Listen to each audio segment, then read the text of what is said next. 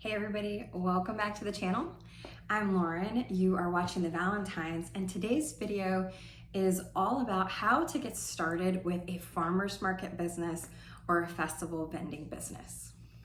I'm going to be sharing about 7 to 8 steps that you need to get started.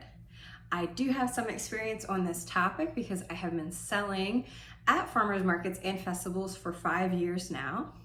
I also have produced my own events, and I have done the process of getting set up as a business to do this in 2 different states now, most recently in the last couple months.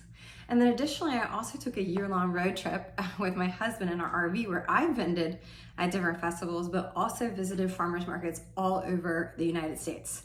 So I have some, context and perspective and some tips and mistakes that I've learned that I'm happy to share with you. Now, something to note about today's video is this is going to be like the must-dos, the literal logistics of how to get set up with your business. I'm not actually going to be sharing like nice to do or additional tips. I'll make another video about that because I have a lot to talk about, but these are kind of like the absolute legal requirements and really just how to go about entering into a business. So I'm going to start with something that I think a lot of people skip. So the first step is to do a feasibility study. So a feasibility study. This is where you're going to want to examine some rough profit numbers, crunch some numbers on how much you think you can make with what you are producing or making. It also includes looking at the local market and see who is already doing what you are looking to do. If you really do have an untapped niche, that's great. And it would require putting together at least a small, simple business plan, right? And usually a business plan, a lot of elements of a business plan include those feasibility elements. So take a look at what you think you can make. The thing about farmers markets and festivals, but especially farmers markets, is there's a lot of established categories. So I just wrote down, most markets are already going to have your produce, eggs, different types of meats. You usually have a honey person, a pickle or kraut person. There's usually a soap person, an herbalist, coffee, fiber arts, a baker, right? So these are like vendors that you would expect to find at farmers markets, and most farmers markets do already have them. And what I can tell you from doing markets in 2 different states now, including the highly competitive area of Washington, D.C., is that it's all about seniority with most markets. And that is a hard fact, because even if you perceive that your brand is much more enticing and that your products are maybe a higher quality, people who've been in the markets are generally going to get just grandfathered in. It's all about seniority. Not 100% of the time, but pretty reliably from what I found. And I just mentioned that to you because that can be a barrier to entry. So take a look at the market, take a look at what you do, and see if you can find a niche that is not being served yet. So feasibility study is highly important because there is nothing more valuable to us than what we choose to do with our time and energy resources. So that's going to lead me to next, business license. So this is the not fun stuff, but once you get it out of the way, then you can focus on all the fun stuff. So you're going to want to get your business license set up in the county and municipality that you live in. Now, sometimes you will have to get a temporary business license if you are doing an event or festival or market that is not in the town that you live in. So just keep that in mind. I have done this many, many, many times. Most counties have a vendor permit or a temporary license. It's gonna run anywhere between $30 or $50 a pop, sometimes less. But your business license is kind of one of the first things that you need. You also want to check with the SEC and go online and make sure that your business name is not already taken. So you'll register, you can, it's really easy. You just Google SEC and checking for availability of your business name. And once you find a name that's available, then you can register it. And I recommend going ahead and registering for an LLC, limited liability corporation. At this time, it's going to run you about $100, give or take. This is really important because if you are producing food, body products, anything that people are gonna ingest, there's a little bit more liability involved, right? Back in the day when I first got started as a marketing consultant, I actually had a lawyer tell me that what I was doing didn't really carry that much liability, so it was up to me whether I wanted the LLC or not, because LLC looks more official or whatever. But I would say if you're producing anything that people are gonna ingest or put on their skin, or certainly herbal products, go ahead and get the limited liability corporation to kind of separate the business entity from your personal finances. Which is gonna lead me to the next thing to help with liability, which is go ahead and get your insurance taken care of. So this is really actually very easy. I have always done my insurance online, and there are companies who cater to farmers market vendors specifically. It takes just a couple minutes. I wanna say that I pay somewhere around $250 a year for selling for the whole year.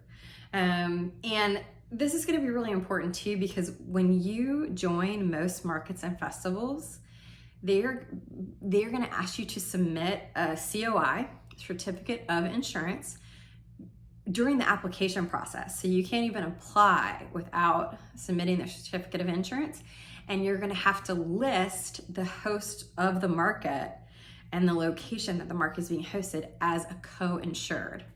The process is actually super easy. I got my insurance online, and then all I have to do is log in and list a new co-insured for every event that I do. And then it will issue me a new COI, a new certificate of insurance with that co-insured listed as a PDF, and I just forward it on to them. So it's actually really easy, but I would highly suggest to never enter into business without that insurance. You don't know, someone could have an allergic reaction to something that you sell. Everybody's different, or they could trip over the corner of your booth, whatever. So you guys get it. Get your insurance set up. I will link a couple of resources below. I don't endorse these. I don't really know which one is better than the other, but they're resources to start for you to research. I know one is called FLIP. It's like Food Liability Insurance Program that a lot of farmers market vendors use. Of course, you can always work with your local agent. Okay, so next up, and we are sorting, like I said, this is the must-do stuff. So it's not the sexy stuff, but once you get it done, you're gonna be so set up for success. Let me tell you guys, there is nothing like doing business with the assurance that you have dotted all of your I's and crossed all of your T's, and you can go to bed at night knowing that there's no loose ends and that you have covered your bases legally.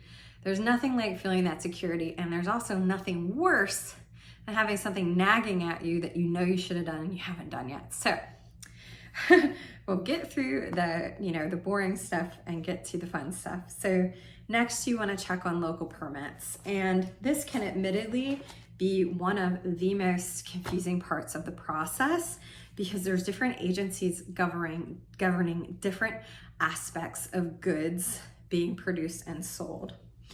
So for example, in the state of Alabama, I have to have a grower's permit for selling and all of my flowers and my produce, and even eggs happen to be under the grower's permit. I think the honey is too, right? So that's one thing.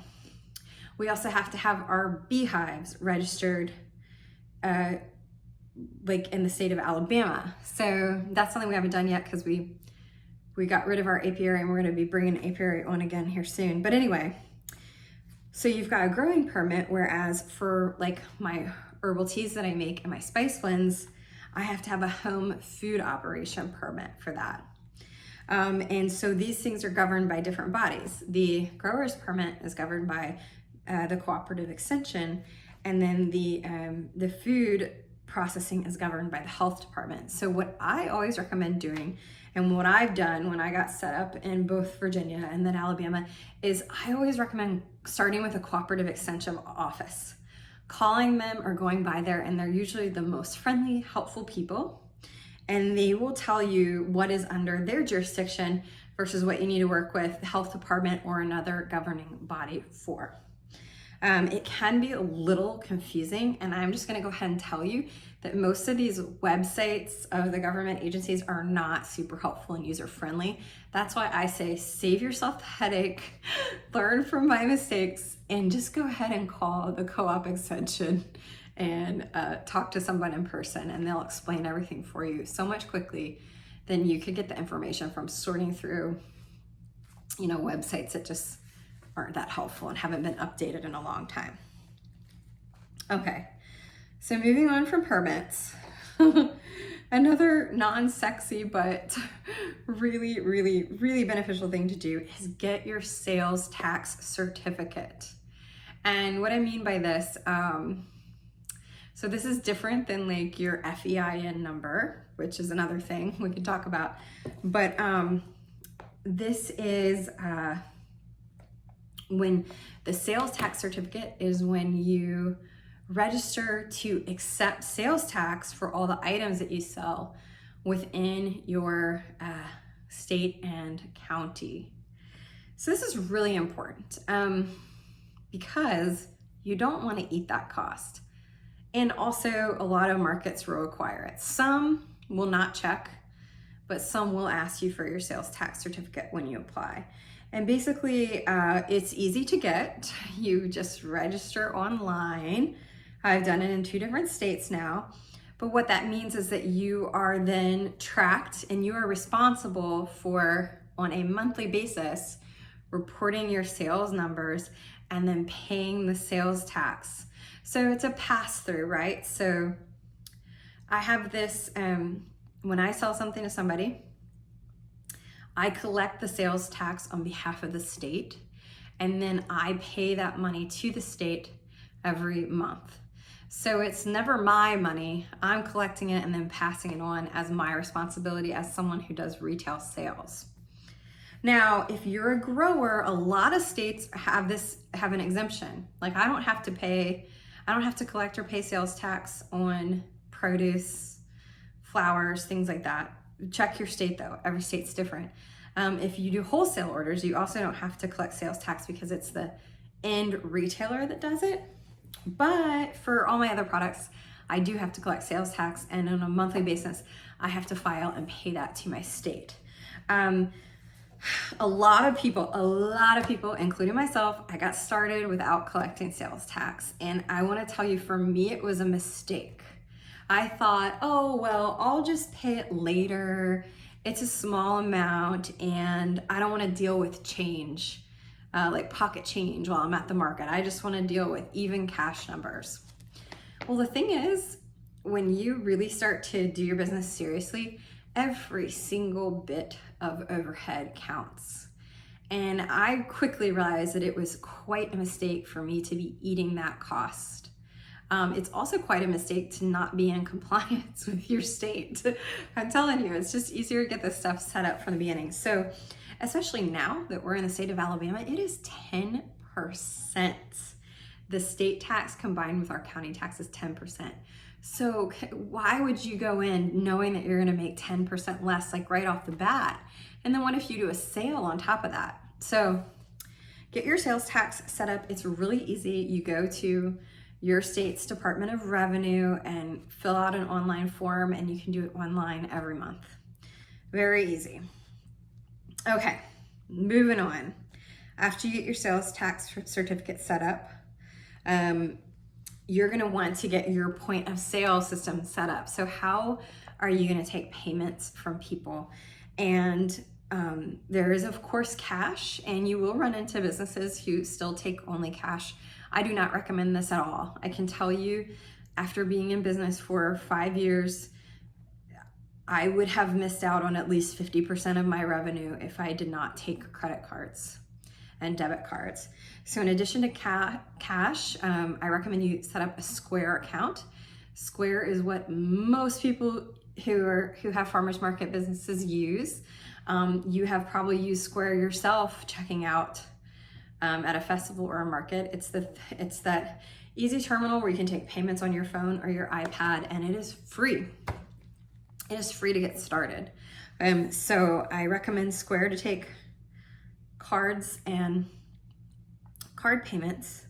And then I also recommend having Venmo. The number of people who want to pay with Venmo now has increased greatly. It is also free to set up a business account, and you're gonna get, in my experience, maybe if you live in an area where people don't use Venmo, it's different, but in my experience, in both Virginia and Alabama, a lot of people want to pay with Venmo. It has also enabled me to set up QR codes for self-pay options for my roadside booth. So I recommend at a minimum accepting cash, cards, and Venmo. Now, some people occasionally I get asked about Apple Pay, not that often. I probably will not add an additional payment method unless it becomes prevalent enough that I see that I'm missing out on sales by not having it, but I really do try to keep it as lean as possible. The least amount of things to have to keep up with and calculate on my monthly books, the better. So just to review real quickly, how to get started in farmers market and festival business. You're gonna wanna do a feasibility study on your own to determine if you have a niche that's not overly competitive and just how much you believe you can make. You're gonna need to get your business licensing, your permits for creating the products, producing the products that you do, register with the SEC and create an LLC. You're gonna need insurance. You're gonna need to register to pay sales tax in your municipality, and you're going to need a way to take payments. So there's my list of things to help you get started. Next up, I'll make a video of just more exciting things like tips to get you started better, faster, better than the competitors, but these are kind of the must-do items. And even though it's a part that most people like to skip over, go ahead and get it out of the way, and you're gonna feel so much more confident operating your business on a daily basis. Thank you guys so much for watching. Please subscribe. I have so many videos about gardening, cooking from scratch, making money at home through things that you produce on your little homestead. And yeah, I have about 2 videos a week. So again, thank you so much for watching, and I will see you guys on the next video.